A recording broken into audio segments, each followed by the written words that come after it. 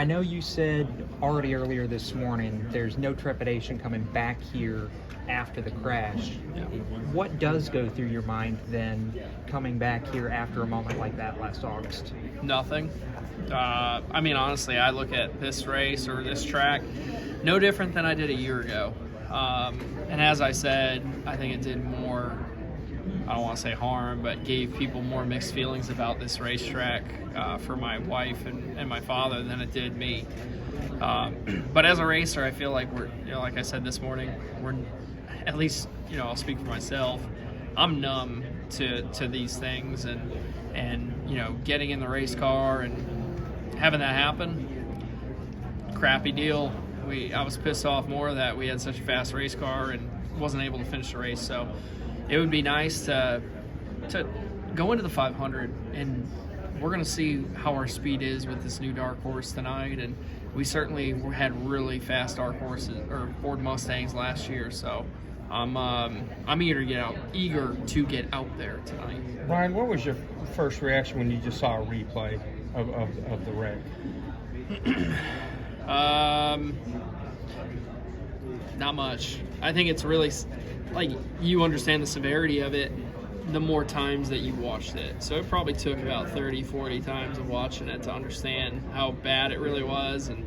And obviously, things happen really fast. So for your brain to really interpret everything that happened throughout that wreck, it certainly is something that comes, you just remember more and more.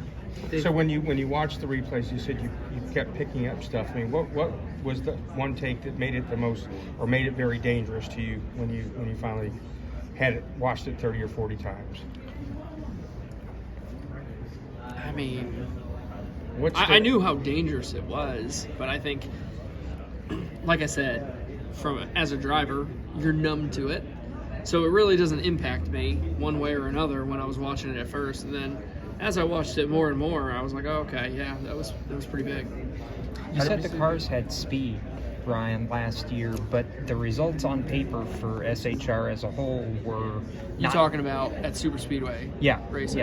Yeah. In general, though, the results were not pleasant last Yeah. year. How important is this week, Atlanta, you guys as a team and an organization getting off to a fast start to hopefully put some of those demons from last year to bed? Well, when you look at Daytona, it's never, I mean, you can have the fastest race car in the world and still not win this race. You can get collected in the big one. And I think that was honestly the fact for many of us. I think when you look back at last year, the 10, the 4, the 14, and myself, we ran, I mean, top 4, led laps, whatever it may have been, all of us. And it wasn't just from a track position move. It was having speed and pushing people and doing all the things that it took. Atlanta's tough. That's a handling track as much as it is a speed track. But certainly, the beginning of our season, it's very diverse. It has super speedways, it has short tracks, it has intermediates. And, having 2 super speedway style races at the beginning of the season can certainly put you in a hole really quick, or it can give you a little bit of a cushion and make you feel good. How soon do you think you'll know then as far as where SHR is at as an organization this year? I would say it's going to take 6 races to see the game. I mean, to see the intermediate gains. We don't get to Vegas until the 3rd race of the season, so that's the one that we have circled. How much has changed this offseason when compared to the last, now that Kevin Harvick is in the booth and no longer behind the wheel? Well, I think we have 4 drivers with 4 completely different personalities. I'm different from Chase and Noah and Josh, and as they are from me.